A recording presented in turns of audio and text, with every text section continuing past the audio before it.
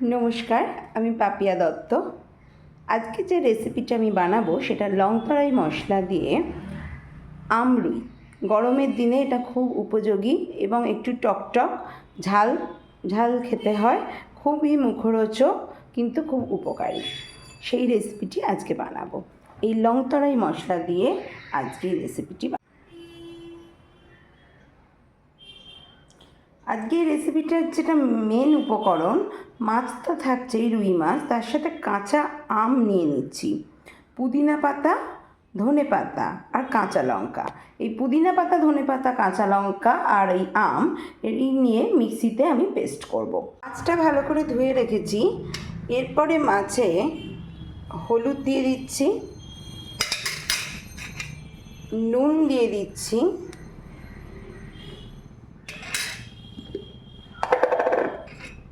আর পুদিনা আম দিয়ে যেটা মিক্সড করেছিলাম এইটা আমি দিয়ে ভালো করে ম্যারিনেট করে 15 মিনিট রেখে দেবো।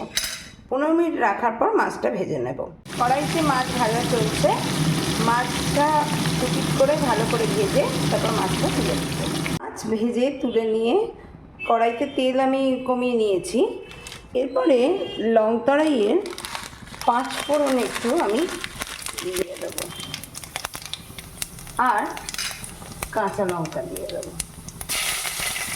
তারপরে যে মশলাটা আমি করে রেখেছিলাম সেইটা দিয়ে দেবো। এটা খুব ইজি রান্না। এই মশলাটাতে আবার বলে দিচ্ছি, একটু ধনে পাতা, পুদিনা পাতা আর কাঁচা আম আর কাঁচা লঙ্কা এই নিয়ে বেটে রেখেছিলাম। এই মশলাটা দিয়ে দেবো, দিয়ে এটাকে একটু কষতে থাকবো।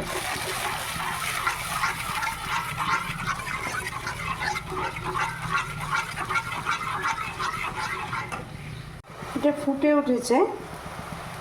এরপর আমি পরিমাণ মতো একটু নুন দিলাম, যেহেতু আমার আগে মাছে নুন মাখানোই আছে তাহলে অল্পই নুন দিলাম, আর একটু চিনি অ্যাড করলাম। এরপরে মাছগুলো দিয়ে দেবো,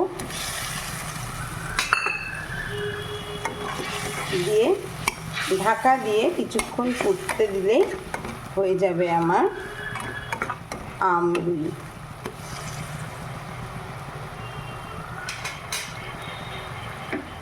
হয়ে গেল আমার আমরুই।